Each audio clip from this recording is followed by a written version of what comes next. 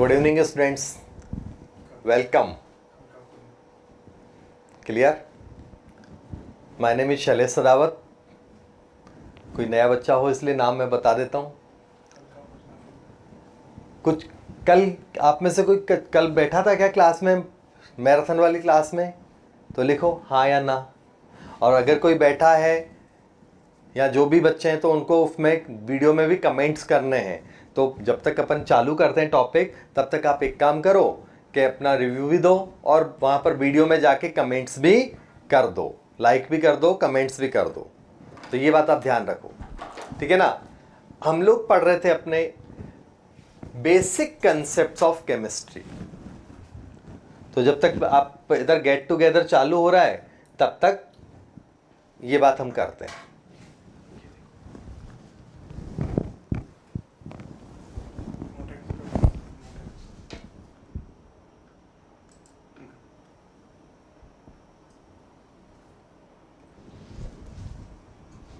Marathon lecture specially उन बच्चों के लिए था कि वो जो बच्चे 12th और 12th पास थे. मीन्स 11th वाले अगर बच्चे बैठे हैं तो उनको उतना कुछ ज़्यादा समझ में नहीं आया होगा, बट कोई बात नहीं, उन्होंने थोड़ा बहुत तो एंजॉय किया होगा. तो आप अपने रिव्यूज़, कमेंट्स और लाइक वगैरह ज़रूर कर देना, तो उससे हमें जोश मिलता है. ठीक है, अब हम लोग चालू करते हैं. तो टॉपिक है बेसिक कंसेप्ट ऑफ केमिस्ट्री. ये हमारा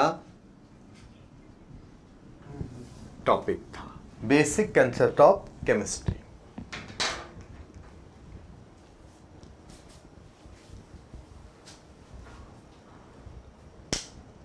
हाँ, राज पारिक बोल रहा नहीं देखा तो चलेगा. बिल्कुल ऐसा कुछ नहीं है कि नहीं देखा तो चलेगा. लाइक तो कर देना, जाके एक बार देख तो लेना, देख के लाइक तो कर देना. ठीक है ना, लाइक बढ़ाएंगे हम, हमारे व्यूअर बढ़ाएंगे. ठीक है, तो टॉपिक चालू करते हैं. पिछली क्लास में हमने बेसिक कंसेप्ट ऑफ केमिस्ट्री में, याद हो तो आइसोटॉप्स का पॉइंट पढ़ा था, परसेंटेज भी पढ़ लिया था, और उससे पहले का गेट टुगेदर मॉलिक्यूलर मास निकालना सीखा था. रिपीट कर रहा हूं, पहले मॉलिक्यूलर मास निकाला था एटॉमिक वेट की हेल्प से, उसके बाद एवरेज एटॉमिक मास निकाला था, और उसके बाद परसेंटेज कंपोजिशन किया था, उसको थोड़ा ट्विस्ट किया था. ये पिछली क्लास का कंसेप्ट था. आज की क्लास का जो हमारा कंसेप्ट है, तो आज की क्लास में हम लोग देखेंगे लॉज ऑफ केमिकल कॉम्बिनेशन. आज की क्लास में हम लोग जो पढ़ने वाले हैं वो है लॉज ऑफ केमिकल कॉम्बिनेशन. तो अटेंशन मोड में बैठना. जो लेट ज्वाइनिंग होंगे उन बच्चों को प्रॉब्लम हो सकता है. तो जब तक मैं एक क्वेश्चन का पुराने कंसेप्ट का वार्म अप करा देता हूं, तो एक क्वेश्चन तो आपको पता चलेगा किसको कितना समझ में आया और नहीं. तो आपको क्या करना है, percentage oxygen in which case higher है. क्वेश्चन है किस केस में परसेंटेज ऑक्सीजन ज्यादा है, ये आपको बताना है. ऑप्शन दे रहा हूं, H2SO4 में, दूसरा Na2 एंड CO3 में, ABC C6H12O6 में, D आप ले लो K2O में, K2O2 में. चलो 4 ऑप्शंस हैं, कैलकुलेट करो और बताओ किसमें परसेंटेज ज्यादा है ऑक्सीजन का.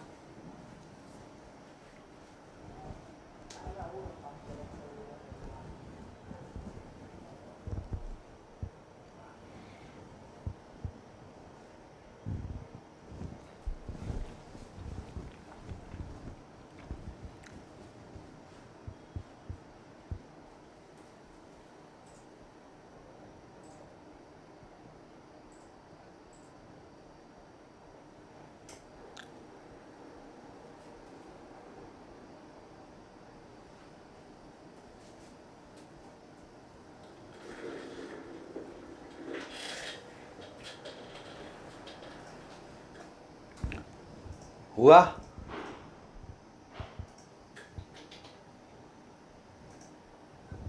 एक मिनट और दे रहा हूं, जल्दी करो।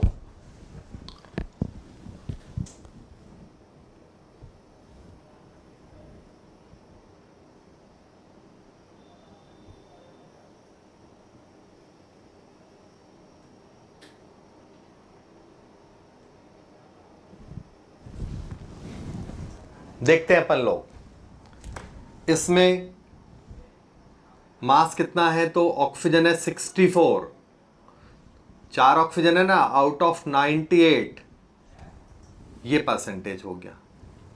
दूसरे वाले में क्या है आपका, इसमें टोटल 180 मास है। मास आप निकाल लेना, टोटल मास क्या है 180। ऑक्सीजन कितना है 16 6 जा 96।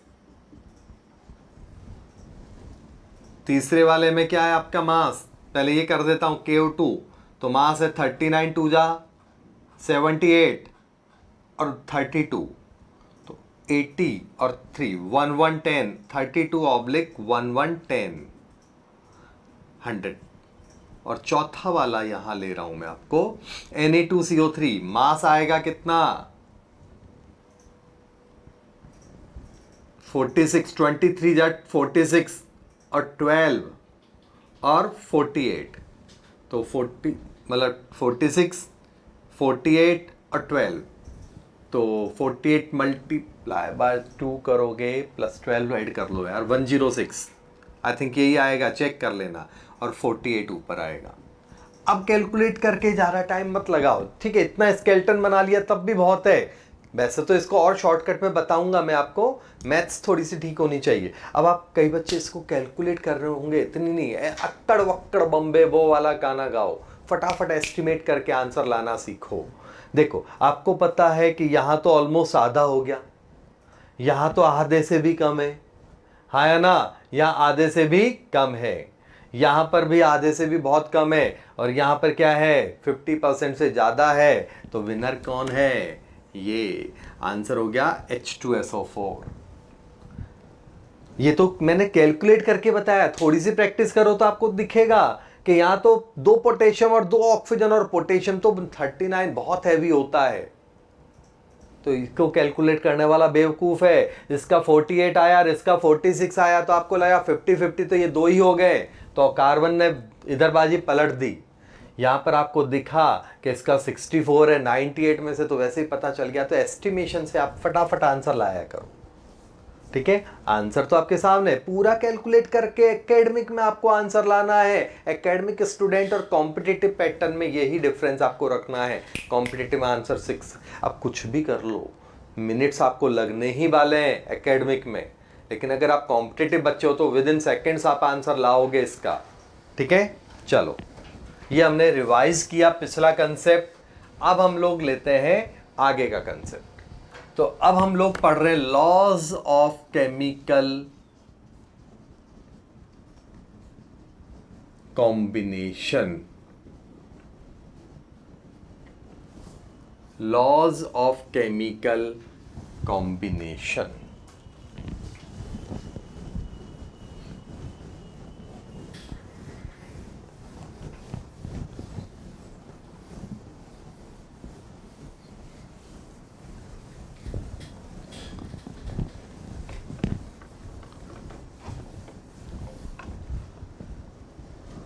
चलो, तो laws of chemical combination, laws of chemical combination में क्या होगा क्या नहीं होगा।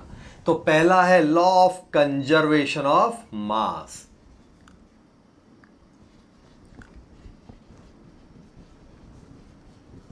मास, law of conservation of mass, mass conserve रहता है, ये अपना लॉ है।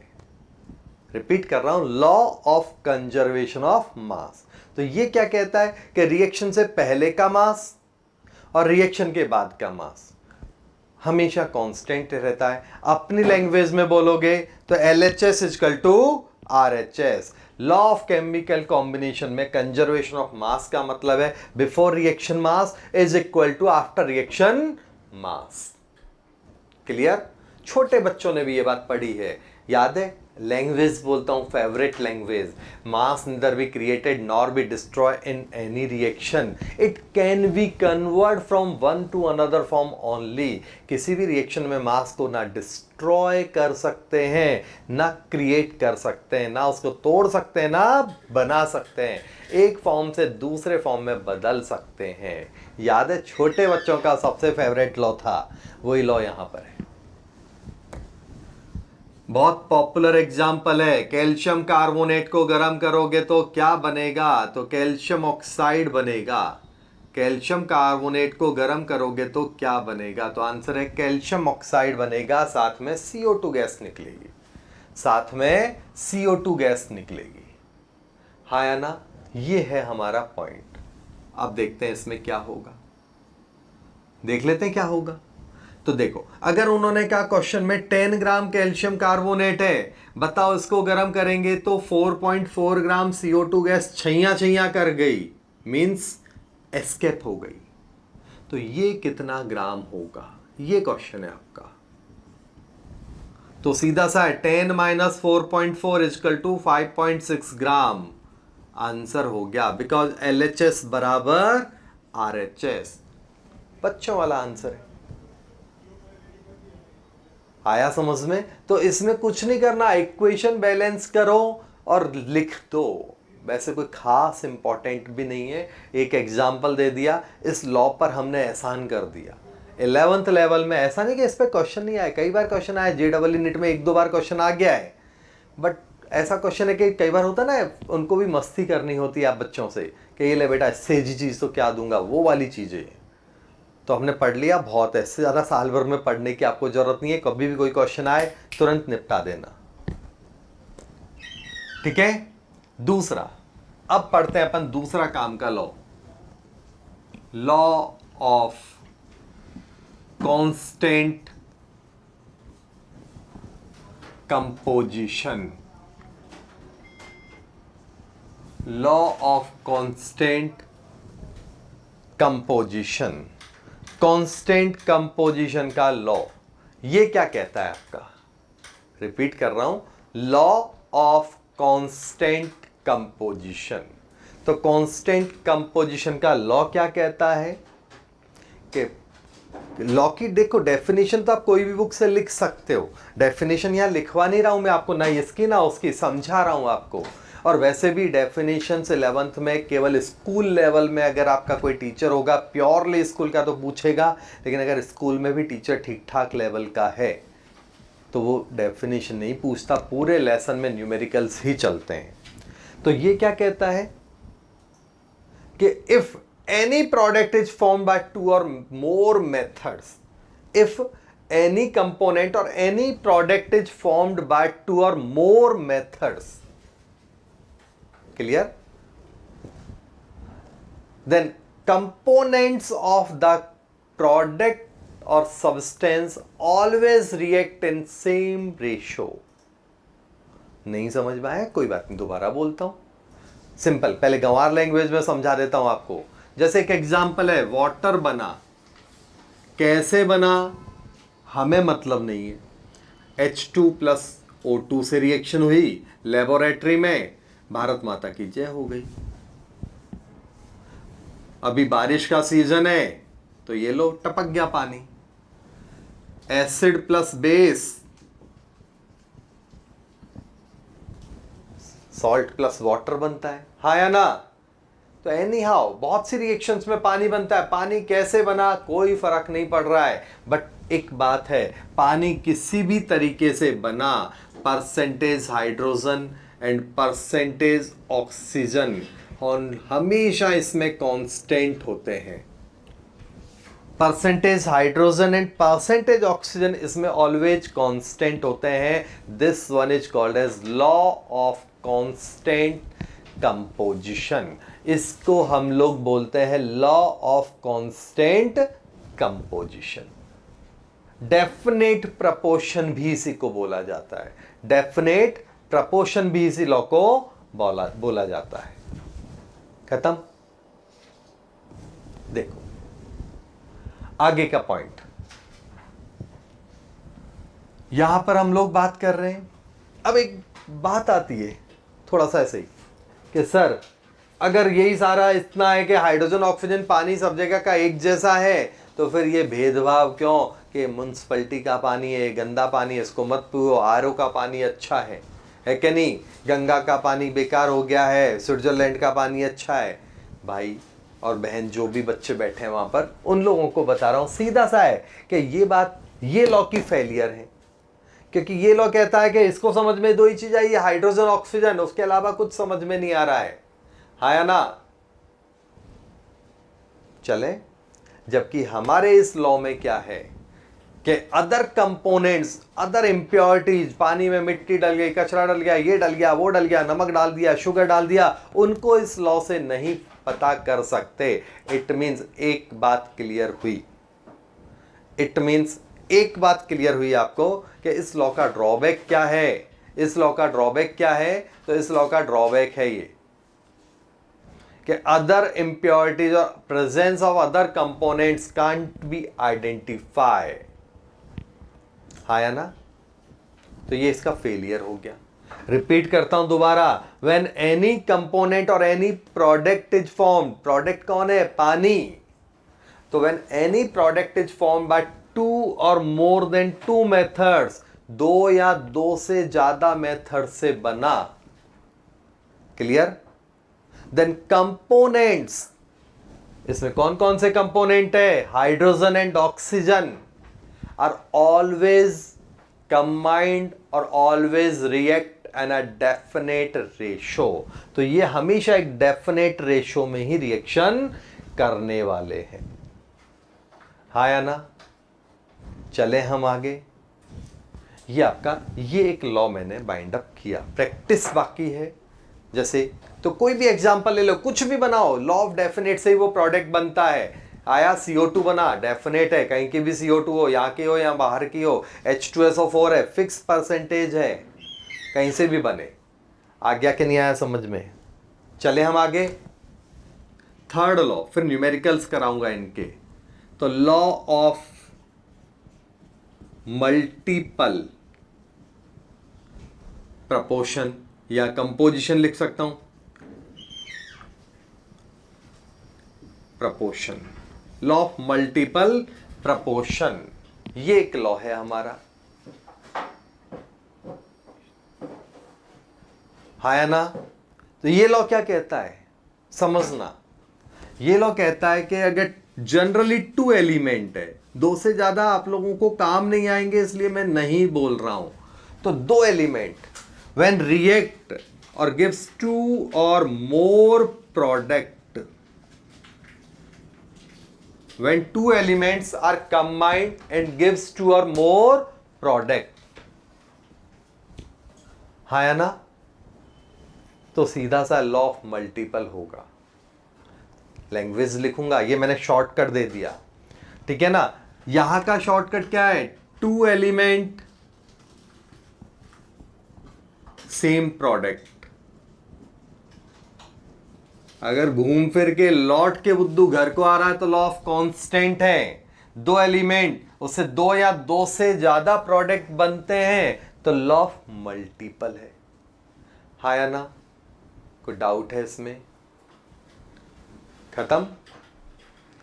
अगला केस देखते हैं हम लोग कैसे, ध्यान देना इस बात पे।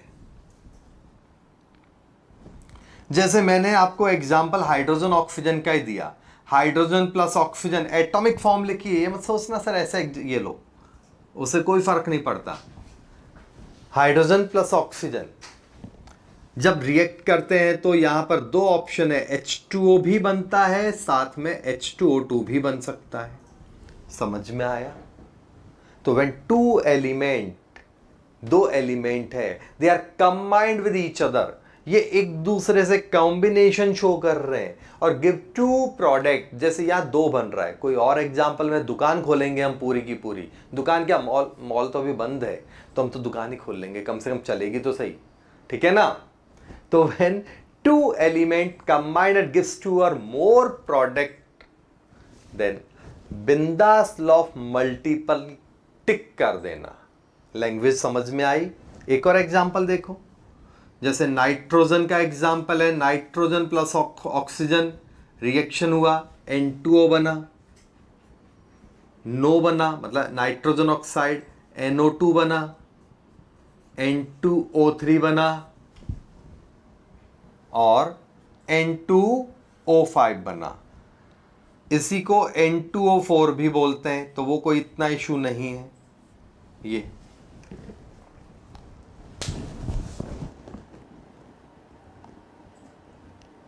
रिपीट करता हूं, नाइट्रोजन ऑक्सीजन की रिएक्शन से नाइट्रोजन के 5 कंपोनेंट्स बने। तो ये 5 कंपोनेंट है, तो अब इसकी कैलकुलेशन बाद की बात है, बस देखते ही आपको समझ में आ गया लॉ ऑफ मल्टीपल है। बिकॉज हमारा ट्रिक क्या है, दो एलिमेंट जब 2 या 2 से ज्यादा प्रोडक्ट बनाते हैं तो आंसर क्या आएगा आपका, लॉ ऑफ मल्टीपल आएगा।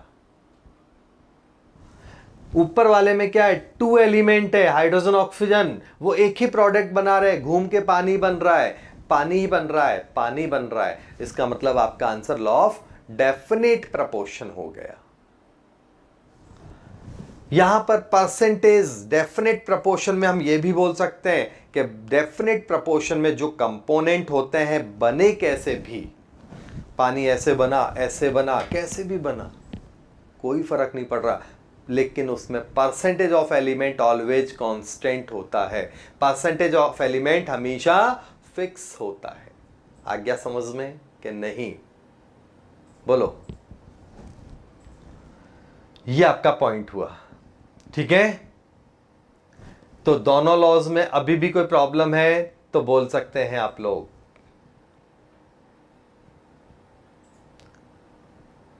अब एक बच्चा बोल रहा है सर ये कंपाउंड की प्रॉपर्टी सेम होती है क्या? तो ये कंपाउंड्स की प्रॉपर्टी सेम कैसे होगी? दोनों अलग अलग है तो प्रॉपर्टी अलग अलग होगी, लेकिन यहां पर ये H2O है तो ये प्रॉपर्टी सेम होगी। मतलब इसमें तो सेम कंपोनेंट है, एक ही मॉलिक्यूल या कंपाउंड जो भी है वो है, तो यहां प्रॉपर्टी सेम रहेगी। बट जब जरा भी अंतर हो गया तो प्रॉपर्टी बिल्कुल अलग भी हो सकती है। जरा भी अलग हो गया तो प्रॉपर्टी बिल्कुल अलग भी हो सकती है। रिएक्शन से पहले और रिएक्शन के बाद की प्रॉपर्टीज का भी कोई मैच नहीं होता। तो ये आप पूछ रहे हैं तो ये तो बड़ी गड़बड़ वाला काम है। एग्जाम्पल देखते हैं यहीं से ही, है ना। यहां पर क्या है, N2O लाफिंग गैस होती है, याद है, मूवीज में भी देखा होगा, हंसते रहो इसको सूंघो और हंसते रहो, लाफिंग गैस। NO कोई स्पेशल नहीं है, आपके केमिकल्स में काम आता है, आपके ऐसे पॉपुलर नहीं है, ठीक है ना। तो ये प्रॉपर्टी अलग है। अब आप इसकी जगह अगर इनको सूंघ लोगे तो वैसे बेहोश हो जाओगे, वहीं पे मर जाओगे, दम घुट जाता है NO2 को सूंघने से। तो इसको सूंघ के मरना पक्का है। इसमें हंस के मरोगे, इसमें दम घुट के मरोगे। तो ये प्रॉपर्टी सेम है, ठीक है ना, मस्ती कर रहा हूं। तो एलिमेंट्स की प्रॉपर्टी जरा भी हेर फेर होते बिल्कुल अलग हो सकती है, ध्यान रखना, ठीक है। केमिकल प्रॉपर्टी भी अलग होगी और फिजिकल भी अलग होगी, दोनों। मतलब प्रॉपर्टी मींस प्रॉपर्टी इधर बिलोंग्स टू केमिकल और बिलोंग्स टू फिजिकल। किसी को इन दो लॉ में कुछ और बात करनी है तो बोलो। कंजर्वेशन ऑफ मास तो लॉलीपॉप था, इन दो लॉ की अभी न्यूमेरिकल प्रैक्टिस चालू करता हूं तो एकदम फिट होएगा आपको। थ्योरी क्लियर हो गई। अब देखो, हम बात कर रहे थे प्रॉपर्टी से रिलेटेड, तो एक फन करते हैं। प्रॉपर्टी सेम होती है कि प्रॉपर्टी अलग होती है? अलग होती है तो कई बच्चे सोचेंगे थोड़ा बहुत ही तो अलग होगी ना। तो देखते हैं कितना अलग होगी, कितना अलग नहीं होगी। ये है हमारा केस, ये है हमारा केस।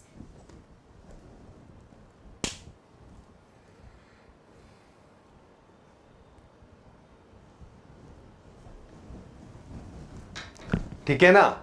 अब देखते हैं, ब्रज बाबू को बड़े मजे आ रहे हैं, ब्रज को ही एग्जाम्पल में लेते हैं हम लोग। ब्रज और दूसरा एक और बच्चा है हमारे पास, राज पारिक। दोनों बहुत अंगद मित्र हैं, फास्ट फ्रेंड हैं। ब्रज और राज पारिक बहुत फास्ट फ्रेंड है, बट इनमें हो गई दुश्मनी अभी किसी भी कारण से। पड़ोस पड़ोस में रहते हैं, बचपन से साथ में खाए खेले हैं, है ना। आज्ञा हगी फ्रेंड बोलते हैं इंग्लिश में, गुजराती में बोलते हैं अंगद मित्र। तो अब हो गई इनमें बहुत भयंकर दुश्मनी, अब तो दोनों एक दूसरे की जान के दुश्मन बने पड़े, इतने भयंकर दुश्मन है। तो एक दिन क्या हुआ, राज पारिक के घर पे लग गई आग। ब्रज बाहर ही था, पड़ोस में था, तो ब्रज ने देखा आग लग गई, बोले अच्छा मौका अच्छा आया दुश्मनी निकालने का। तो ब्रज के दिमाग की घंटी बजी, क्योंकि केमिस्ट्री अपने से पढ़ के गया ब्रज, है ना। तो ब्रज के दिमाग की घंटी क्या बजती है, सर ने पढ़ा था, हाइड्रोजन जलने वाली गैस है, इनफ्लेमेबल, हाईली इनफ्लेमेबल है, रॉकेट प्रोपेलेंट में काम आता है। हाइड्रोजन से रॉकेट पता है कहां पहुंच जाता है। ऑक्सीजन जलाने में हेल्प करता है। हाइड्रोजन आया कि नहीं आया समझ में, ठीक है। ऑक्सीजन जलाने में हेल्प करता है, ये जलता है और ये जलाता है। अब कहां से, तो तुरंत ब्रज हाइड्रोजन ऑक्सीजन लाए दुश्मनी निकालने के लिए। लेकिन ब्रज के दिमाग की घंटी क्या बजी कि दोनों के कॉम्बिनेशन से बनता है पानी। बोले कि एक जलता एक जलाता, दोनों को मिला दो, भारत माता की जय हो जाएगी। ब्रज ने बाल्टी भर भर के पानी डाल दिया। राज पारिक का नाम पलटी हो गया है, राज पारिक का नाम आ गया है सिद्ध पारिक, ठीक है। अभी हम राज पारिक ही बोलेंगे थोड़ी देर। तो राज पारिक क्या हुआ कि घर पे भर भर के बाल्टी भर के पानी डाल दिया। आफ्टर दैट क्या हो रहा है, ब्रज दीवार से अपना सर फोड़ रहा है, बोले ये मैंने क्या किया। क्योंकि ब्रज तो चाहता था दुश्मनी निकालना सिद्ध पारिक से, लेकिन दुश्मनी निकली कि सिद्ध पारिक आके ब्रज के गले मिल गया। समझ में आया। तो देखो प्रॉपर्टीज बिल्कुल अल्टी पल्टी भी हो सकती है, दोनों जलने और जलाने वाली गैस है, या एकदम बुझाने वाला काम कर दिया। तो केमिस्ट्री पे भरोसा कभी मत करना। अब सीधी सीधी बातों से नहीं जा सकते हो कि एक आध पॉइंट रट लिया और आप सोचो कि मैं केमिस्ट्री का चैंपियन बन गया, बिल्कुल नहीं। ये अपना हैशटैग क्या है सबको पता है, मैं शैलेश सदावत हूं, नाम पता है ना। हैशटैग क्या केमिस्ट्री का, केमिस्ट्री रटना नहीं है। कभी भी आपको लगे केमिस्ट्री रटने वाला पॉइंट आ गया है, मिलो मेरे से बात करो, सर रटना पड़ रहा है क्या करूं। जितना टफ पोर्शन होगा उतना इजीली मैं वाइंड अप कर दूंगा कंसेप्ट वाइज। हैशटैग क्लियर है सबको। चलो, तो ये मैंने एक एग्जांपल बेसिक का ही था, समझाया, एक जगह उलझ रहे थे तब। अब हम एक केस लेते हैं, देखना बच्चों मैं क्या कर रहा हूं, कैसे क्वेश्चन करना है। मैं क्वेश्चन का स्केलेटन बना रहा हूं, क्वेश्चन आपको ही करना है। क्वेश्चन कैसे करना है वो देखो कि अभी हमारे पास जब न्यूमेरिकल आता है तो जैसे मान लो दो केस आपको दे दिए, मेरे को ना इस लॉ का कुछ पता है ना इस लॉ का पता है, दोनों लॉ को एक ही झटके में हम खत्म करेंगे, एक ही न्यूमेरिकल से दोनों लॉ खत्म करेंगे। तो 2 मिनट ढंग से सुनना, दोनों लॉ ढंग से सुनना। आप लोग, आपको कह दिया कि एलिमेंट ए और बी, 2 एलिमेंट है, ए बी कोई भी लेंगे, मैं एग्जांपल दूंगा, आपको करना है। इसका अमाउंट या इसका परसेंटेज दे दिया, ग्राम में दे या परसेंटेज दे, इसका भी पता है अपने को, इसका भी ग्राम पता है, इसका भी ग्राम पता है। ये सारी इंफॉर्मेशन क्वेश्चन में दे रखी होती है, ये सारी इंफॉर्मेशन क्वेश्चन में दे रखी होती है। अब आपको इन इंफॉर्मेशन के बेसिस पे बताना है कि कौन सा लॉ फॉलो हो रहा है। क्वेश्चन में तो दे रखा होता prove law of multiple, prove law of constant, वो तो क्वेश्चन में सब लिखा होता है आपको, हम तो कुछ भी नहीं लिख के दे रहे। अब आपको केवल ये ज्ञान दे दिया, बच्चों आप खुद प्रूव करो कि कौन सा लॉ फॉलो हो रहा है, कांस्टेंट कंपोजिशन लॉ फॉलो हो रहा है या फिर लॉ ऑफ मल्टीपल फॉलो हो रहा है। You have to prove. Clear. तो आपको कुछ नहीं करना, हम A/B या फिर B/A भी कर सकते हैं, ऐसा नहीं कि मर्जी हो, दोनों को डिवाइड कर लो। अब किसी को किसी से भी करो कोई फर्क नहीं पड़ता, बट मेरा ओपिनियन है जो ज्यादा बड़ा डेटा होता है ना उसको ऊपर रखो, जो छोटा डेटा होता है उसको नीचे रखो। आया ना, आया समझ में। ये हुआ हमारा केस। यहां पर जो आंसर आएगा वो प्रूव करेगा कौन सा लॉ है। अगर दोनों का इसका और इसका आंसर सेम आया तो लॉ ऑफ कांस्टेंट कंपोजिशन हो गया। आंसर सेम आया तो law of constant composition, same answer, law short में लिख देता हूं। सेम आंसर का मतलब क्या आएगा, तो सेम अगर आंसर आएगा कांस्टेंट लॉ, मतलब मैंने अपनी लैंग्वेज में लिखा कांस्टेंट लॉ का मतलब लॉ ऑफ कांस्टेंट कंपोजिशन। और अगर आंसर डिफरेंट आ रहा है, मल्टीपल आएगा, डिफरेंट आंसर, और वो भी कौन सा, मल्टीपल फॉर्म में, डबल ट्रिपल वगैरह वगैरह, तो कौन सा लॉ लगेगा बच्चों, मल्टीपल का लॉ लगेगा। ये आपका कंसेप्ट हो गया, हाँ या ना। चलूं आगे, खत्म, नेक्स्ट।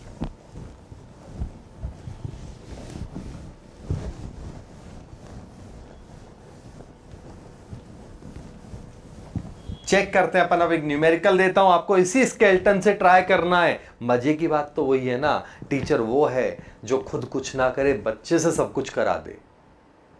मैं खुद गधे की तरह काम करूंगा तो मेरी प्रैक्टिस हो रही है, आपकी प्रैक्टिस नहीं हो रही है, तो अपन तो ऐसे ही राजा की तरह काम करते हैं। आइडिया दे दिया, अब लगे रहो बेटा। आप नहीं होगा तो मैं बताऊंगा, सारे क्वेश्चन में बताऊंगा, बट आप बहुत कम बच्चे ऐसा बोलेंगे, बच्चे सब बोलेंगे सर आ रहा है, खुद से हो गया हमसे। चलो एक क्वेश्चन करते हैं हम लोग, एक सिंपल क्वेश्चन है कि आपका एक मेटल ऑक्साइड है, लैंग्वेज भी लिख रहा हूं, मेटल ऑक्साइड है, और उस मेटल ऑक्साइड का जब हमने 1 ग्राम है ना, उसका रिडक्शन कराया हाइड्रोजन से, ऐसी लैंग्वेज होती है, आपको इन लैंग्वेजों में नहीं पढ़ना है। मेटल ऑक्साइड का जब हाइड्रोजन से रिडक्शन कराया तो मेटल बना, और मेटल बना 0.888 ग्राम, ऐसा कुछ भी लिख दिया, ठीक है ना। दूसरे एक्सपेरिमेंट में, एक एक्सपेरिमेंट ये हो गया, दूसरे एक्सपेरिमेंट में क्या था आपका कि एक मेटल है, हाँ या ना, उसका आपके 5.897 ग्राम मेटल है, उसका जब ऑक्सीडेशन कराया HNO3 के साथ, उसको गर्म किया और ये किया वो किया, पता नहीं क्या क्या लिख देंगे क्वेश्चन में, बच्चा वो क्वेश्चन से बेवकूफ बन रहा होता है, सर ऐसा तो कुछ नहीं, आपने तो इतनी लैंग्वेज पढ़ा दी उसमें। तो रिपीट कर रहा हूं, मेटल का HNO3 के साथ ऑक्सीडेशन कराया, उसका कंबशन कराया, ये किया वो किया, और बन गया मेटल ऑक्साइड। और मेटल ऑक्साइड कितना बना, तो आंसर है ये बना 6.0593 ग्राम। तो आपको बताना है ये कौन सा लॉ है, प्रूव कौन सा लॉ हो रहा है। मैंने तो आपकी इतनी सारी लैंग्वेज लिख दी, आपका काम का क्या है, यहां पर मेटल और ऑक्सीजन, दो ही चीजें आपके काम की है, क्योंकि हमें दो ही एलिमेंट लेने होते हैं, एक होगा मेटल और दूसरा होगा ऑक्सीजन। बस चालू कर दो फटाफट। अभी कोई बहुत लेट गुड इवनिंग कर रहा है ना, होप एजुकेशन एकेडमी, कोई सर है या कोई बच्चा है, आई डोंट नो, नाम बताओ अपना, पता चला कोई स्टूडेंट हो, और कोई सर और मैं स्टूडेंट वाला कमेंट कर दूं उसके ऊपर, क्योंकि बहुत लेट आए हो बेटा आप। जब तक ये चालू करो, बाकी लोग इस स्केलेटन से 2 मिनट दे रहा हूं, फटाफट फटाफट न्यूमेरिकल्स को सॉल्व करो।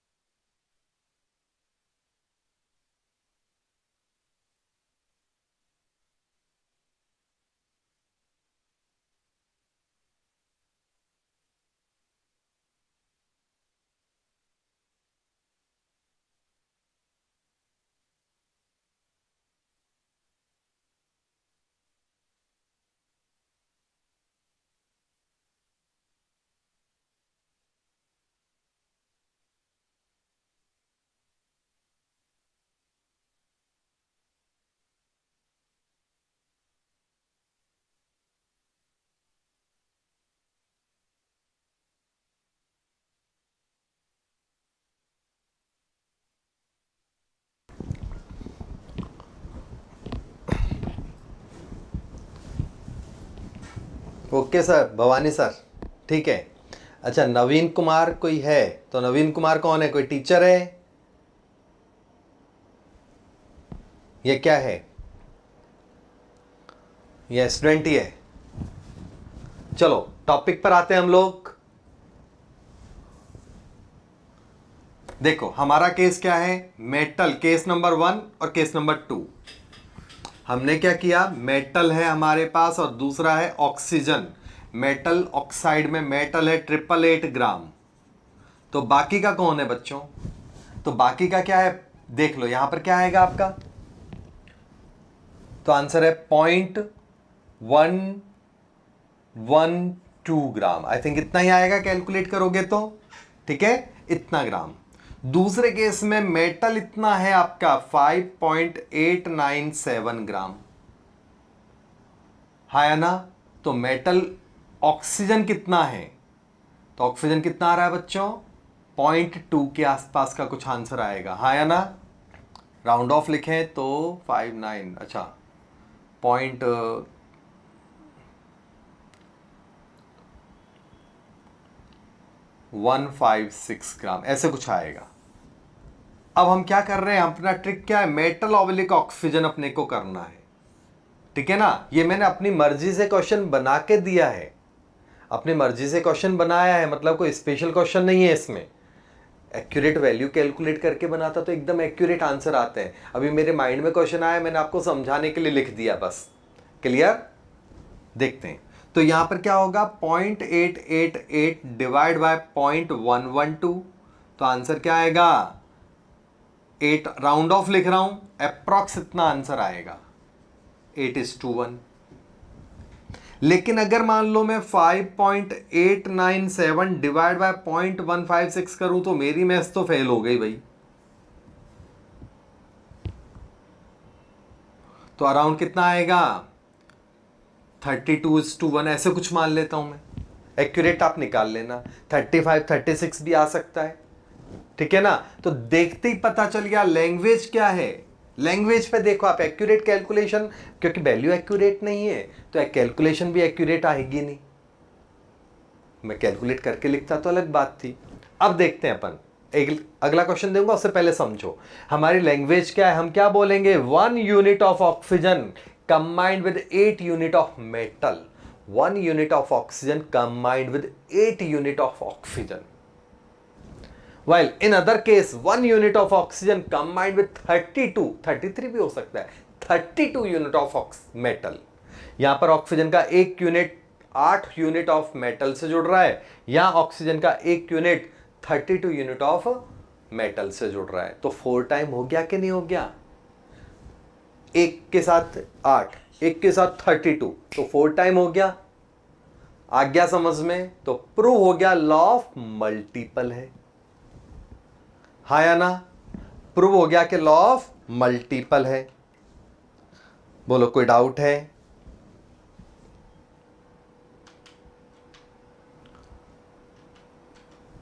अब देखते हैं अपन लोग अगला क्वेश्चन।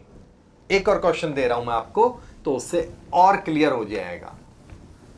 अगर सेम आता 8:1 ही आता तो लॉ ऑफ कांस्टेंट होता, बस सिंपल इतना ही सोचना है। एक ही अगर आता तो लॉ ऑफ कांस्टेंट होता। एक और क्वेश्चन है, आप करो। एक केस में हाइड्रोजन और ऑक्सीजन आपको दे रखे हैं 11.11%, और ये जो है दूसरा वो है आपका 88.89%, हाँ या ना। दूसरे केस में आपको क्या किया, 4 gram hydrogen combined with 64 gram oxygen. तो बताओ कौन सा लॉ है, 4 ग्राम 64 के साथ कंबाइंड हो रहा है, तो बताओ कौन सा लॉ है। चालू करो, और इसके बाद एक और क्वेश्चन देता हूं तो लॉज वाला काम खत्म हो जाएगा हमारा।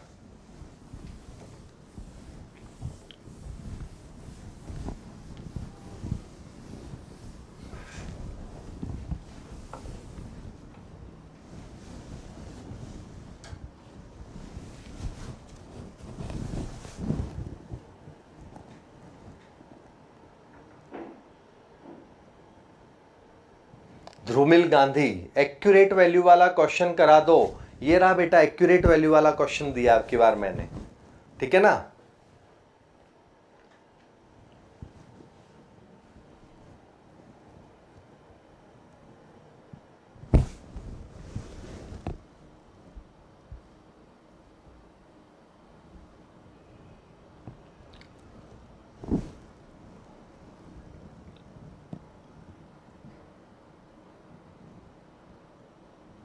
राजपारिक, इसके बाद कौन सा टॉपिक है? इसके बाद अभी लॉज ही चल रहा है, एक लॉ और बाकी है, सबसे टेढ़ा लॉ है वो। एक लॉ बाकी है, लगभग चलेगा, लगभग आधा घंटा चलेगा, 20 से 30 मिनट, और वो टेढ़ा है, मतलब एक बार में समझ में नहीं आएगा, तो वो ही मेन है। लॉज में ही आज का लेक्चर जाएगा पूरा।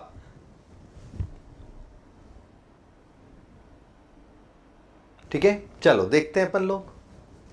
यहां पर क्या है, केस नंबर 1 और case number 2, hydrogen oxygen. Hydrogen क्या है हमारे पास 11.11, ऑक्सीजन क्या है आपका 88.89। दूसरे केस में हाइड्रोजन 4 है, ऑक्सीजन है 64। अब मैं, आप चाहो तो हाइड्रोजन ऑब्लिक ऑक्सीजन करो, बट भाई मैं तो मैथ्स से बचना चाहता हूं, टाइम बचाना चाहता हूं। मीन्स ऑलवेज मैं तो ऐसा ही सेटअप करता हूं कि बड़ा डेटा पहले रखो, छोटा डेटा उसके बाद करो। तो यहां क्या हो गया, ऑक्सीजन ऑब्लिक हाइड्रोजन, अगेन 8:1 आएगा। यहां पर क्या है 64 ऑब्लिक 4, तो 16:1। यहां पर अगेन ये क्यों, कौन सा लॉ है? तो आंसर है ये लॉ ऑफ मल्टीपल है। कौन सा लॉ है? तो आंसर है ये लॉ ऑफ मल्टीपल है। कोई डाउट है तो बोल दो, खत्म। तो ये दोनों ही बाय मिस्टेक कह लो या जानबूझ के दिए, मल्टीपल के दिए। अगर यहां पर मैं ऐसा कोई डेटा रखता कि 8:80 यहां आता और 8:80 यहां आता, तो लॉ ऑफ कांस्टेंट हो जाता, हाँ या ना। चले हम आगे। अगला है लॉ ऑफ रेसिप्रोकल।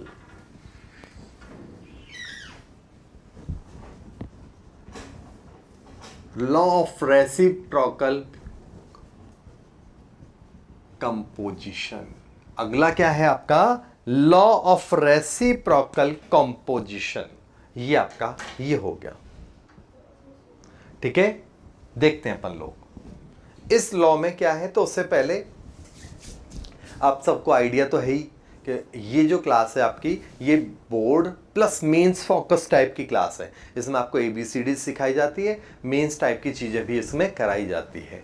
5 तारीख से आपके लिए प्रीमियम क्लास वाला प्रोग्राम भी चालू हो रहा है। सर ने भी बताया होगा आपको, मैं एक बार मेरे सब्जेक्ट का बता देता हूँ और बाकी सारे सब्जेक्ट का भी सेम प्रोग्राम है। तो 5 तारीख से आपका प्रीमियम वाला प्रोग्राम भी चालू हो रहा है। उसमें क्या होगा, चीज़ें यही होती हैं बट एकदम नए एंगल से। ब्लैक एंड व्हाइट मूवी की जगह colour movie, questions twist form में होते हैं, एप्लीकेशंस ज़्यादा होती हैं, JEE के क्वेश्चंस हैं, कैसे निकालना है, कैसे ORIGIN में लग जाता है। कई सारी ट्रिक्स जब हम नॉर्मल में छूट जाती है, छोड़ने का मोटो नहीं होता, बट ठीक है कि अभी जब उस एंगल्स की प्रैक्टिस नहीं हो रही है तो वो क्लिक नहीं करती। जब क्वेश्चंस उस तरह के कराए जाते हैं तो स्पेशल उस तरह की ट्रिक्स आपको पढ़ाई जाती है, तो उसका फीलिंग एकदम अलग होगा। उस क्लास में क्या होगा आपका कि एकदम अच्छे लेवल की प्रैक्टिस चालू रहती है, ठीक है। तो जो सीरियस बच्चे हैं, जो अच्छे बच्चे हैं, जो डेडिकेटेड हैं, तो वो उस प्रोग्राम के लिए अपने आप को मेंटली प्रिपेयर करें, हेलमेट पहन के बैठने का प्लान करें, उसको ज्वाइन करें। 5 तारीख से आपका प्रीमियम वाला जो स्पेशल एडवांस लेवल क्लास होगा, एडवांस लेवल का मतलब पढ़ाएंगे उसमें सब कुछ, मेंस का भी पढ़ाएंगे, बेसिक भी पढ़ाएंगे, पढ़ने को सब कुछ मिलेगा। एडवांस का मतलब उस लेवल तक जाएंगे, स्पेशल कंसेप्ट आपको मिलेंगे। लॉ ऑफ रेसिप्रोकल की हम लोग बात चालू करते हैं यहां पर। तो लॉ ऑफ रेसिप्रोकल में क्या होगा, देखो बहुत सीधा सा एक ट्रिक, एक लाइन का है, 3 एलिमेंट। ये तो देखते ही आपका MCQ हो जाएगा इस ट्रिक से।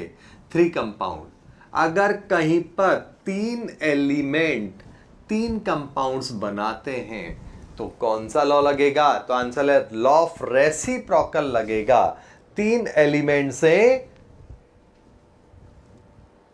PGC में बोर्ड लगा बिल्कुल बेसिक कोर्स में ठीक है ना। तो 3 एलिमेंट 3 कंपाउंड्स में बदलेंगे।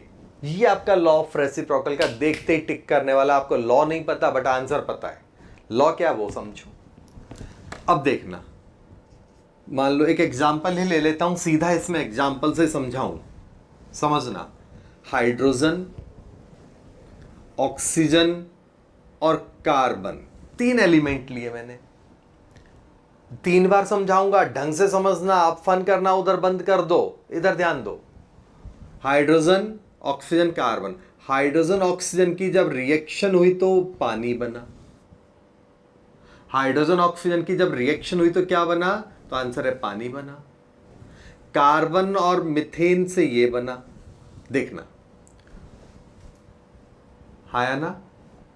तो ये था। अब देखो, when 2 एलिमेंट, एक एलिमेंट ये रहा, एक एलिमेंट ये रहा, 2 एलिमेंट है, टिक किया मैंने। when 2 एलिमेंट, एक ऑक्सीजन एक carbon, are combined with third element separately. Language सुनना, मस्ती नहीं चल रही अब, नहीं तो पल्ले नहीं पड़ेगा। when 2 elements are combined with third element separately, आया ना, अलग से कंबाइंड हुआ तो क्या होगा? ये जिस रेशो में भी कॉम्बिनेशन आपस में शो किया है, इस एलिमेंट ने इधर पानी बनाया, इसने इधर CH4 बनाया। when 2 elements are combined with third element separately, then these 2 elements when combined with each other, जब ये दोनों एलिमेंट एक दूसरे से कॉम्बिनेशन शो करेंगे, दोनों एलिमेंट एक दूसरे से कॉम्बिनेशन शो करेंगे, तो या तो वो उसी रेशो में रिएक्शन करेंगे जिसमें इसने यहां किया, इसने यहां किया, उसी रेशो में इन दोनों का कॉम्बिनेशन होगा, या फिर कभी कभी उसके मल्टीपल में भी होता है। रिपीट कर रहा हूं, when 2 element carbon oxygen are combined with third element separately, इस हाइड्रोजन के साथ दोनों ने अलग अलग रिएक्शन किया, छुटक छुटक रिएक्शन किया। जिस रेशो में भी इन्होंने यहां रिएक्शन किया, माइंड में रखो, कुछ भी हो, जब इन दोनों का कॉम्बिनेशन होगा तो या तो वो सेम रेशो में रिएक्शन होगा या उसके मल्टीपल में रिएक्शन होगा। आया समझ में? आगे एक बार और समझाऊंगा, टेंशन मत लो, हाय तो मत लिखो, कोई कमेंट नहीं देना। समझ में आया तो अच्छी बात है, नहीं आया तो चुपचाप बैठे रहो। अभी देखो क्वेश्चन चालू है। जैसे यहां पर हाइड्रोजन में 11.11% ऐसे लिखा होता है, पानी में हाइड्रोजन इतना परसेंट है, ऐसा क्वेश्चन होगा। मीथेन में हाइड्रोजन 25% है, ठीक है ना। इसमें 27.27% का ऑक्सीजन है, इतना उन्होंने लिखा है, ठीक है ना।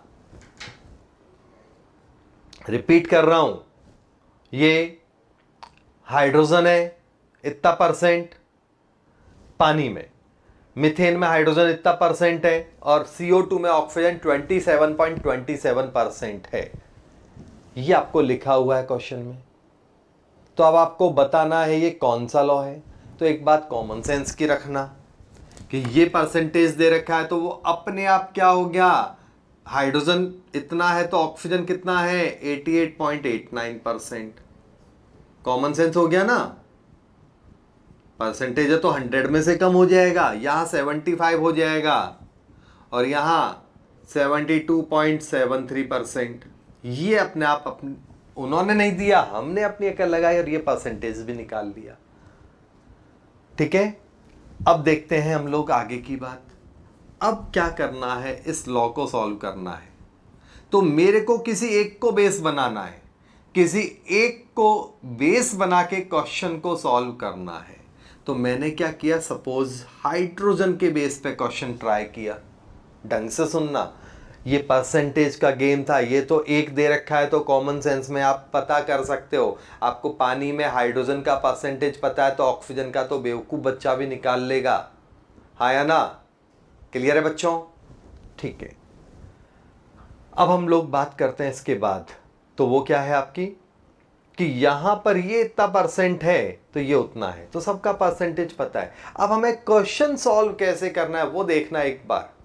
मेरे को बेस बनाना है। मैंने क्या किया, इसके बेस पे, आप चाहो तो इसके बेस पे कर लेना, आप चाहो तो क्वेश्चन को इसके बेस पे कर लेना। इट मींस एक ही क्वेश्चन को आप 3 तरीके से कर सकते हो, 3 अलग अलग बार सॉल्व कर सकते हो, और उतनी बार करेंगे हम लोग।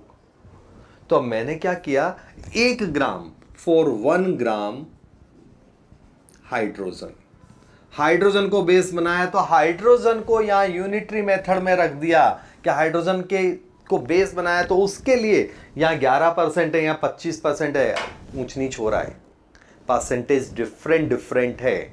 इट मींस मिसमैच हो रहा है। तो मैंने क्या किया, सेम प्लेटफॉर्म पे ले लिया कि मेरे को भैया 1 ग्राम हाइड्रोजन है मेरे पास, 1 ग्राम हाइड्रोजन के लिए कितना ऑक्सीजन चाहिए वो बता तू, 11 के लिए 88 चाहिए, उससे मतलब नहीं 1 के लिए कितना चाहिए वो बता मेरे को, और कैलकुलेशन समझ में नहीं आती। ये कहता है मैं 25, 1 के लिए कितना चाहिए बताओ। तो हमने क्या किया, दोनों को एक ही प्लेटफॉर्म पे ले लिया। For 1 gram hydrogen required oxygen कितना है और कार्बन कितना है, 1 ग्राम के लिए कितना ऑक्सीजन और कितना कार्बन चाहिए, ये आप बताओ। हाँ या ना। तो देखो हमें पता है, अब यूनिटरी मेथड, छोटी क्लास का मैथ्स चालू। 11 के लिए 88 चाहिए, 11 के लिए 88 चाहिए, तो 1 के लिए कितना चाहिए, तो 1 के लिए कितना चाहिए, ये लो। आ गया समझ में, डायरेक्ट लिख दिया मैंने 8, राउंड ऑफ हो गया वो। कार्बन के लिए बात करूं, 8:1 हो गया ना। यहां पर 11 के लिए, सॉरी 25 के लिए 75 चाहिए, 25 के लिए 75 चाहिए, तो 1 के लिए कितना चाहिए,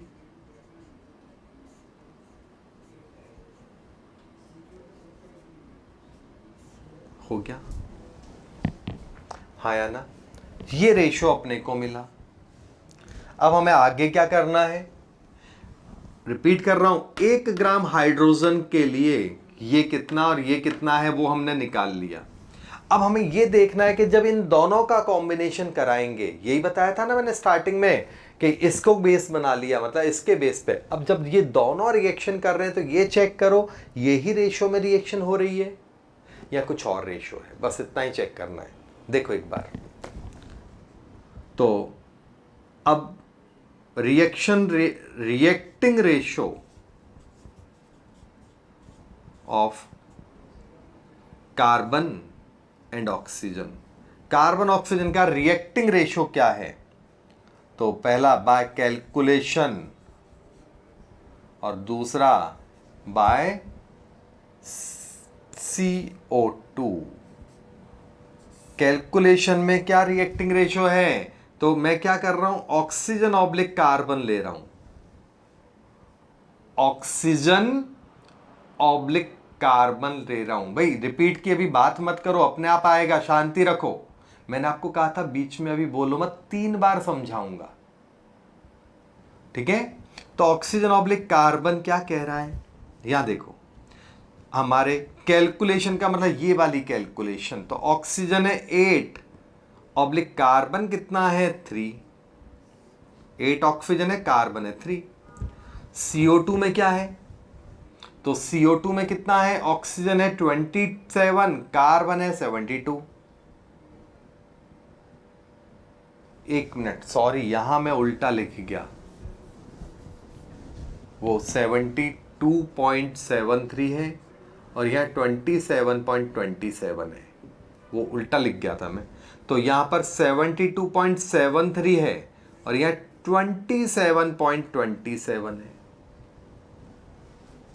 हाँ या ना। जब इसको सॉल्व करोगे तब भी आंसर 8:3 आएगा। कैसे करोगे, मैं अब देखो, आप कैलकुलेटर के बिना आप कर नहीं पाओगे, यही कहोगे ना सर कैलकुलेटर नहीं है, करूं कैसे, ठीक है। अरे भाई कैलकुलेटर की जरूरत नहीं है, दिमाग से बड़ा कोई कैलकुलेटर नहीं होता, अक्ल लगाओ। अक्ल क्या लगानी है आपको, 9 की टेबल में 9 3 जा 27, छुट्टे पैसे हटा दो, पॉइंट को हटा दो, 9 3 जा 27, 9 8 जा 72। 9 की टेबल में 3 बार और 8 बार आ रहा है कि नहीं आ रहा है? हो गया सॉल्व। 9 और ये पॉइंट, ये भी 9 है तो राउंड ऑफ आ रहा है 9, तो 9.9 से आप सॉल्व करोगे तो हो गया। अकल लगाया करो थोड़ी सी, अक्कड़ बक्कड़। जिंदा साइंस में तभी रहोगे, हर चीज में आप कैलकुलेट की यूज लो कि सर कैलकुलेटर चाहिए, उसके बिना हम नहीं कर पाएंगे। भूल जाओ आप साइंस का रास्ता, कंपटीशन में आप निकल नहीं पाओगे। माइंड की शार्पनेस आपको मेंटेन करनी है बच्चों। ये रिपीट करता हूं, हमने क्या करना है, किसी एक को मैं जब तक नहीं कहूं तब तक आप ये नहीं कहेंगे कि दोबारा बता दो। मैं खुद दोबारा कई बार बताऊंगा, मुझे पता है कितना टफ है ये पॉइंट, बहुत टफ है। हो सकता है घर जाके भूल जाओ तो दोबारा बाद में बेशर्मों की तरह अगली क्लास में आके पूछ लेना। देखो हमने क्या करना है, 3 डेटा है हमारे पास, इनमें से किसी एक को बेस बनाना है। तो मैंने क्या किया, 1 ग्राम हाइड्रोजन लिया, 1 ग्राम के बेस पे कितना ऑक्सीजन और कितना कार्बन चाहिए वो मैंने निकाला, हाँ या ना? ऑक्सीजन और कार्बन कितना कितना चाहिए वो निकाल लिया, ये हमारा एक काम हुआ। तो 1 ग्राम हाइड्रोजन के लिए ऑक्सीजन इतना चाहिए, कार्बन इतना चाहिए, कैलकुलेट कर लो। कैसे? 11 के लिए 88, तो 1 के लिए कितना, 88 डिवाइड बाय 11। 25 के लिए 75, तो 1 के लिए कितना, 75 डिवाइड बाय 25। ये एकदम बच्चों वाला सेटअप है, ये नहीं बताने वाला हूं। आप अपने 5th और 6th के छोटे भाई बहन को बाजू में बैठा लेना, वो समझा देगा। ये कैलकुलेशन आई समझ में? अब हम बात करेंगे रिएक्टिंग रेशो। कार्बन ऑक्सीजन का कंपैरिजन करना है मैं, क्योंकि इसका कॉम्बिनेशन ले लिया मैंने, इसका कॉम्बिनेशन ले लिया, बचा क्या, ये 2 एलिमेंट। तो इन दोनों का कॉम्बिनेशन कैसे करूं? तो इन दोनों के लिए, एक तो कार्बन ऑक्सीजन हमारी इस कैलकुलेशन में है, एक तो कार्बन ऑक्सीजन हमारी इस कैलकुलेशन में है। तो ऑक्सीजन 8 है तो कार्बन 3 है, तो मैंने ऑक्सीजन ऑब्लिक कार्बन लिख दिया। अब कार्बन ऑब्लिक ऑक्सीजन भी लिख सकते हो, है या ना? खत्म।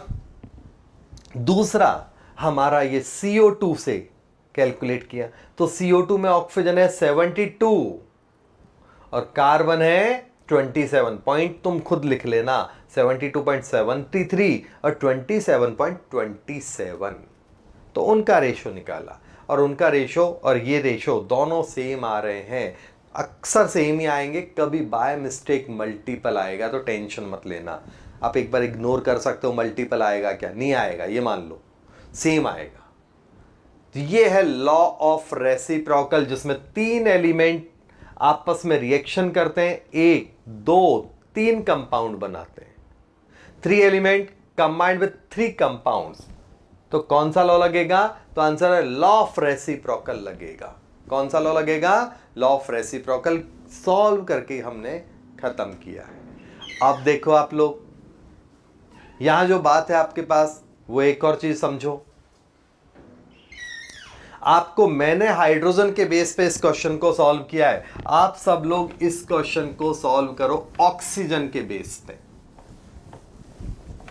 आप ट्राई करो तो समझ में आएगा। फॉर 1 ग्राम ऑक्सीजन खुद कैलकुलेट करो, क्या चाहिए हमें, हाइड्रोजन कितना चाहिए, कार्बन कितना चाहिए, बनाओ खुद करो। फिर रेशियो चाहिए हमें कार्बन हाइड्रोजन का बाय कैलकुलेशन और बाय CH4। चेक करो, यहां पर जाओ, आंसर का पता चलेगा। और उसके बाद आप बाद में फॉर 1 ग्राम, टाइम हो तो कार्बन के लिए भी पूरा क्वेश्चन सॉल्व करना। मतलब एक ही क्वेश्चन को हम 3 बार कर सकते हैं, एक ही क्वेश्चन को हम लोग 3 बार सॉल्व कर सकते हैं। आया कि नहीं आया? चले हम आगे, ट्राई करो, 2-4 मिनट दे रहा हूं, फटाफट कैलकुलेट करो, फिर बात करेंगे किसको लॉ समझ में आ रहा है और किसको नहीं।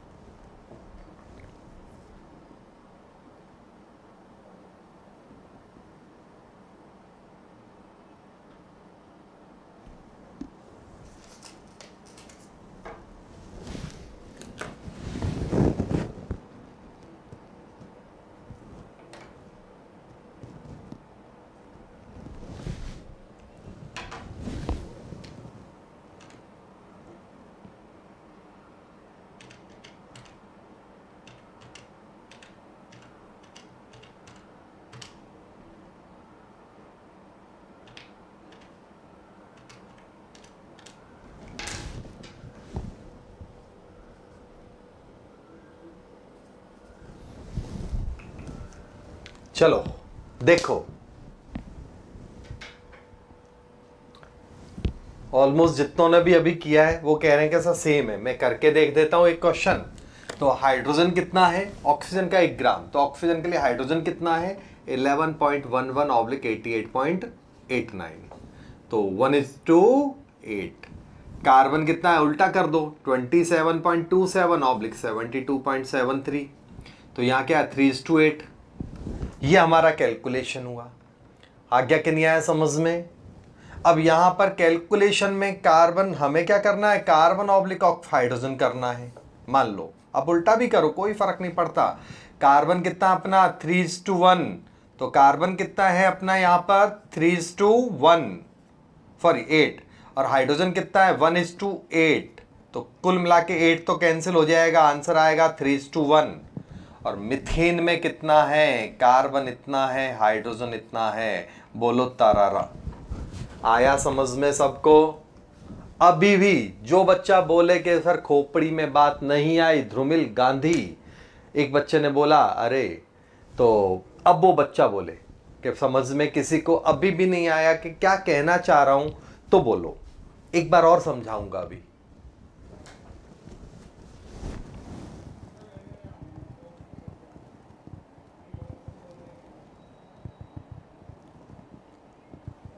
देखो कोई बात नहीं, अब आप इसी क्वेश्चन को कार्बन के बेस पे कर लेना, तो एक ही क्वेश्चन 3 बार हो गया आपका। तो इस तरह कोई भी रेसिप्रोकल का क्वेश्चन है तो उसको आप ये मत सोचो एक ही बार करके छोड़ा, मैक्सिमम प्रैक्टिस करनी है। उस क्वेश्चन को आपको 3 अलग अलग एंगल से कर लो, 3 बार क्वेश्चन की प्रैक्टिस हो जाएगी। इसका स्क्रीनशॉट ले लो, आप इस क्वेश्चन का स्क्रीनशॉट ले लो एक बार, या जो भी करना है वो कर लो जल्दी से।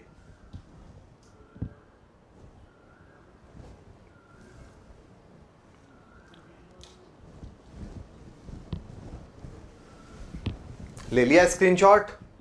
ठीक है। तो एक चीज समझ में आई, मैंने इसलिए आपको 20-25 मिनट पहले बोला था कि आप जब तक मैं ना कहूँ आप बोलना मत, क्योंकि हमें पता होता है कौन सी चीज़ कितना जल्दी किस बच्चे को समझ में आ सकती है, एवरेज कैटेगरी में क्या आता है कितना जल्दी। तो आराम से पेशेंस रखा करो, अच्छे लिसनर बनो, बहुत अच्छी तरह चीज़ समझ में आएगी आपको। क्लियर? चलते हैं। ये आपका लॉ ऑफ रेसिप्रोकल को अब मैं दोबारा एक बार और बोल रहा हूं, लॉ ऑफ रेसिप्रोकल को अगेन एक बार और बोल रहा हूं। व्हेन क्या हो रहा है यहां से देखना, दोबारा लैंग्वेज सुनो एक बार। अब लैंग्वेज आपको अब आएगी समझ में। पहले हम टाइम पास कर रहे थे, मैंने 3 बार लैंग्वेज बोली, लेकिन गारंटी है किसी को भी इसकी लैंग्वेज अभी समझ में नहीं आई थी। जब आपने खुद क्वेश्चन किया तब आपको समझ में आई। सीधी सी कहावत है, स्वर्ग कैसा होता है, तो सीधा सा डायलॉग है, खुद मर के देखो तो पता चलेगा स्वर्ग कैसा होता है। स्वर्ग देखना है खुद को मरना पड़ेगा।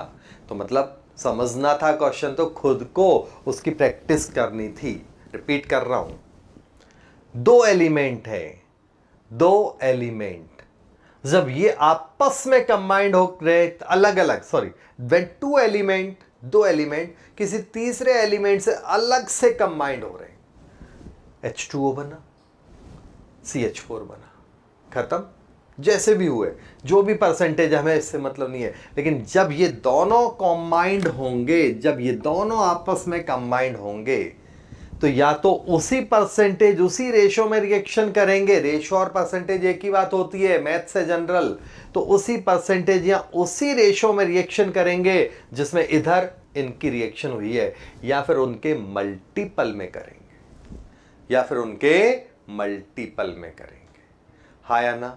कोई डाउट है? चलूं आगे। ये आपका पॉइंट हो गया, व्हेन 2 एलिमेंट आर कंबाइंड। तो अब कोई प्रॉब्लम है तो अब बोले, जो भी बच्चा बोलना है लॉ ऑफ रेसिप्रोकल के लिए अब बोलना चालू करें।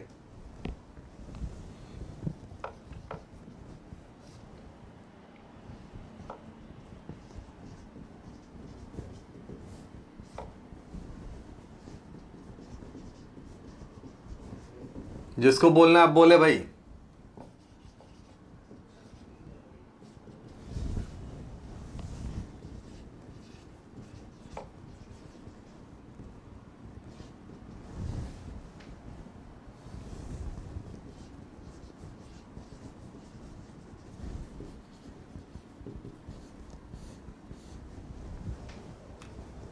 सबको क्लियर है? चलो मैं मिटा रहा हूं फिर। लॉज और भी छोटे मोटे डाल्टन फॉल्टन के लॉ है, गैलो-सैक्स लॉ है, वो हम लोग नहीं कर रहे हैं, कोई खास काम के नहीं है। सीधा क्वेश्चंस आप बुक पढ़ते ही समझ में आ जाते हैं। लॉलीपॉप लॉ है, कोई इंपॉर्टेंस नहीं है। मेन लॉ ये थे। एनसीईआरटी में अगर हम बात करें, लॉज हैं, केवल डेफिनेशन है, न्यूमेरिकल बिल्कुल भी नहीं है एनसीईआरटी में। बट कंपटीशन में अगर कहीं न्यूमेरिकल आ गया तो आप डूब जाओगे, इसलिए मैंने न्यूमेरिकल्स की प्रैक्टिस कराई है। रिपीट कर रहा हूं, एनसीईआरटी में ये वाले लॉ हैं, लेकिन थियोरेटिकल पोर्शन है, न्यूमेरिकल पार्ट नहीं है। कंपटीशन में इसी को ट्विस्ट करके न्यूमेरिकल्स में डाल देते हैं। यही डिफरेंस होता है स्कूल और एंट्रेंस में। क्लियर? चलो, ये क्वेश्चन दिया है मैंने, ट्राई करो। आज का टॉपिक खत्म हो गया है, लास्ट क्वेश्चन करते हैं, फिर आपको विदा करता हूं। तो ये क्वेश्चन करो। एक बच्चा बोल रहा था ना एक्यूरेट डेटा वाले क्वेश्चंस कराओ, तो मैंने कहा बिल्कुल कराऊंगा। तो चालू कर दो इस क्वेश्चन को। प्रूव करना है कौन सा लॉ है। अब हमने 4 लॉ पढ़े हैं, चारों में से तुम जानो, तुम्हारा काम जाने, करके दिखाओ। ठीक है? वीडियो को लाइक कर देना, मैक्सिमम शेयर करो, ज्यादा से ज्यादा शेयर भी करते रहो। ठीक है ना? दूसरे अपने फ्रेंड्स को भी बताओ। और अच्छी क्वालिटी के लिए आप प्रीमियम वाला जो बैच है उसका प्लानिंग भी चालू कर दो। चालू करो इसको। ठीक है? आपको ज़्यादा डिफरेंस दिखेगा नहीं कि कई बच्चे होते हैं ना ऑफलाइन ऑनलाइन। ऑनलाइन में भी आपको प्रीमियम वाले बैचेज में इतनी सारी चीज़ें, इतना प्रैक्टिस, पर्सनल अटेंशन मिलेगा, बहुत सारी फैसिलिटीज हम लोग दे रहे हैं उसमें, जो एकदम यूनिक होगी। जो और कोई डिफरेंट जो प्लेटफॉर्म है ऑनलाइन के, जो बड़े बड़े प्लेटफॉर्म है, किसी का नाम नहीं लेना, उनकी पब्लिसिटी अपने को नहीं करनी है, डिफरेंट प्लेटफॉर्म है, वो कोई नहीं दे रहा है। हम लोग उतना आपको इंटरेक्शन फीलिंग देंगे। आज्ञा के नहीं आया समझ में? तो उस वाले बैचेज में आपको ये सारे पॉइंट्स होंगे। आपको पर्सनल बात करने का मौका मिलेगा, आपको पर्सनल टेंशन है, पर्सनल डाउट सॉल्विंग का भी स्पेशल टाइम मिलेगा। टाइम लो, अपॉइंटमेंट लो, भारत माता की जय करो। क्लियर? तो ऐसा नहीं कि आप दूर बैठो। वलसाड़ में एक बच्चा बोल रहा है सर आप वलसाड़ आते हो क्या? वलसाड़ भाई मैं बहुत सालों पहले गया था, वलसाड़ में नहीं जाता हूँ। ठीक है ना? सर और मैं साथ में काम कर रहे हैं, मैं बीटा से नहीं हूँ। ठीक है ना? विकास सर भी अब तो बीटा से नहीं है। ठीक है ना? बीटा, लेकिन मैं बीटा से नहीं हूँ, उनका फ्रेंड हूँ। बाकी आप मेरा नाम गूगल पे सर्च करोगे शैलेश सदा, तो आपको काफ़ी डिटेल मिल जाएगी। तो उस बैच से आपको कोई फर्क नहीं पड़ रहा। वलसाड़ बैठे हो कि आप मान लो श्रीलंका बैठे हो, कोई फर्क नहीं पड़ने वाला है आपको। वहाँ पर उसका आपको पर्सनल ऐसा इंटरेक्शन मिलेगा कि आपको सेम फीलिंग आएगी। तो distance doesn't matter. Premium batch में ये बात आपको फ़ायदा मिलेगा। ये क्वेश्चन सॉल्व करो, लिखो कमेंट्स, और ये सब चीज़ें भी आप डालो। क्लियर? और मैक्सिमम फ्रेंड्स को भी रिकमेंड करो सब्सक्राइब करने के लिए। सॉल्व कर लेना। आई थिंक बहुत सिंपल है। लॉ ऑफ कांस्टेंट आएगा ना जी, लॉ ऑफ कांस्टेंट आना चाहिए। Case number 1, number 2। Case number 1 क्या कह रहा है? कार्बन इतना है, ऑक्सीजन इतना है। कार्बन है 27.27, ऑक्सीजन है 72.73। कार्बन है 3.850, ऑक्सीजन है 10.269। Oxygen oblique carbon 72.73 oblique 27.27, 8:3, 3.8। ओए उल्टा लिखना पड़ेगा। तुम लोगों ने मेरा दिमाग खराब कर रखा है बच्चों, पढ़ते नहीं हो, बदमाश हो सारे के सारे। ऑफलाइन और ऑनलाइन में एक ही डिफरेंस है हमारी लैंग्वेज में। ऑफलाइन में हम आपकी कुटाई नहीं कर सकते, कुटाई कर सकते हैं, ऑनलाइन में कुटाई नहीं हो सकती बस। तो ये एडवांटेज या डिसएडवांटेज कह लो। बाकी आपको प्रीमियम वाले जो बैचेस में सेम फीलिंग आएगी। तो यहां पर भी राउंड ऑफ देखोगे तो आंसर सेम आएगा। कहां मल्टीपल है? कांस्टेंट का लॉ है बच्चों। आया कि नहीं आया समझ में? चले ठीक है, मिलते हैं। तब तक आप सब्सक्राइब कर दो और दूसरों को बता दो। ठीक है ना? इसके लॉज के क्वेश्चंस आप करना कोई भी बुक से। ठीक है? अदरवाइज मैं आपको अगली बार से तो असाइनमेंट देना चालू कर दूंगा। यहां तक जितना पढ़ा है गेट टुगेदर कर लो। गेट टुगेदर के 3 लेक्चर हो गए क्लास, अब लेवल की बातें भी चालू होंगी। तो अगली क्लास से आपको यहाँ पे क्लास में असाइनमेंट और होमवर्क भी मिलेंगे मेरे लेक्चर में भी। क्लियर? क्योंकि अभी इंटरेक्शन चल रहा था मेरा आपसे, तो बच्चा पहले ही ना डर जाए। चलो